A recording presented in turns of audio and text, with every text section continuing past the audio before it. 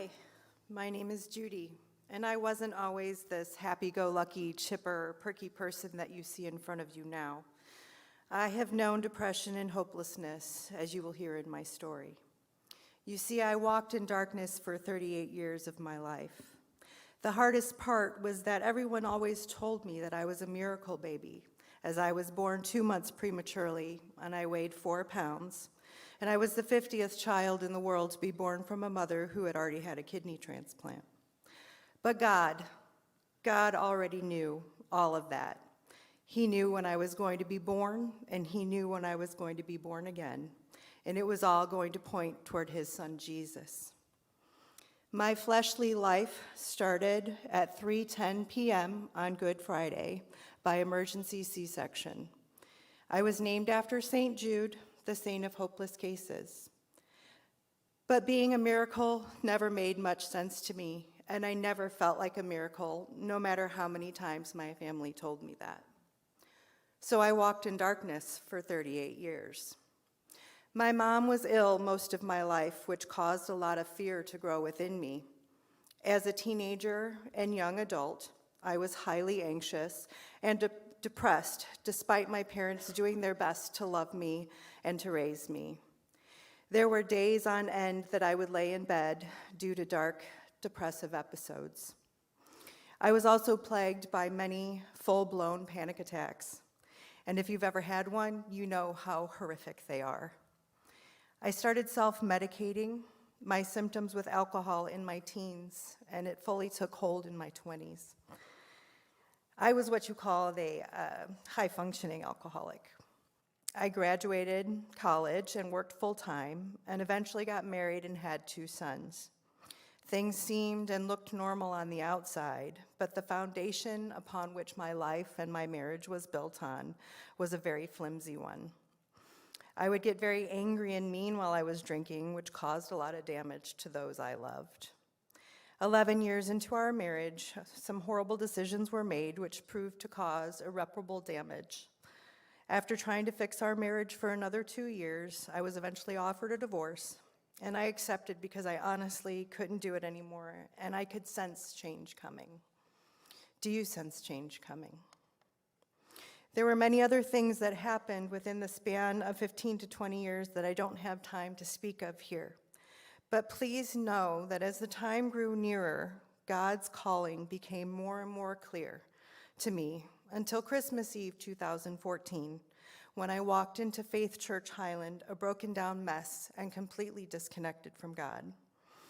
I had accepted my husband's offer of divorce, and I was at the end of myself. I had never been to Faith Church Highland before, as I was raised in a different faith, and I thought all of these big box churches were a bunch of brainwashed crazies.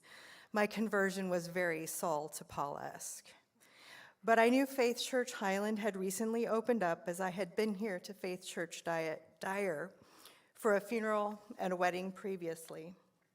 I know now that it was absolutely the Holy Spirit that led me to Faith Church Highland that night, as I have no other explanation for it. Maybe just as the Holy Spirit has led some of you here tonight.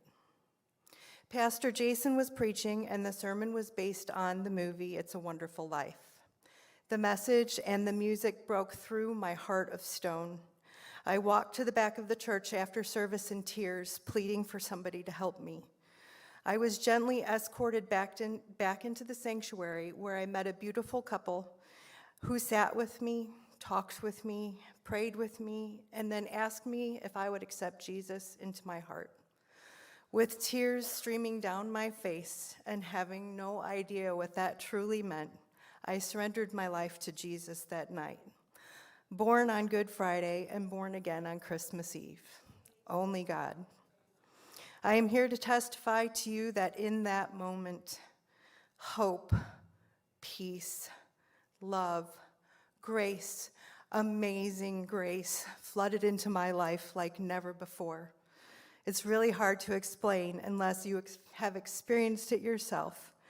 But as I started to allow Jesus to love me and clean up my life through his word, fellowship with other believers, and regularly attending Sunday services, everything started to change. I am now 7 years sober from alcohol. I have had healing within my family and with my ex-husband that I cannot take credit for, but all thanks be to God. I have been to Haiti twice to love on and learn from some of the poorest people in the world, but in many ways they are much richer than any of us. God took my alcohol addiction and turned it into a passion for running and saving lives through the work of World Vision. I have been to Africa once to witness the work of World Vision, and I look forward to going back to Africa in the spring to do work with Living with Hope. By the way, I used to be afraid to fly, and I had to be half drunk to get on a plane, and now I've flown halfway around the world. Fear had ruled so much of my life, and now I'm living out 2 Corinthians 5:17. I have also since walked through a major medical trauma with my father and also with my eldest son. A 3-inch tumor was accidentally found in my son's spine, resulting in major surgery and many spiritual ramifications for him. I am here to tell you that walking through these storms with Jesus is so much better and so much easier than walking without him. I wish I had more time to tell you how God has woven my story together so beautifully, but I don't. So I want to leave you with this. If you are broken, hurt, depressed, anxious, lost, please reach out. Please talk to someone. Go into the prayer room. Reach out to the person online. Allow Jesus to love you.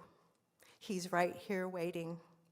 Please do not listen to the lies that this message isn't for you and that God isn't calling you out right now, because he is.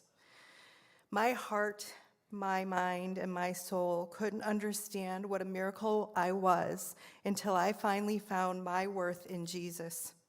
You are his miracle too. Let him love you like the miracle that you are. Thank you.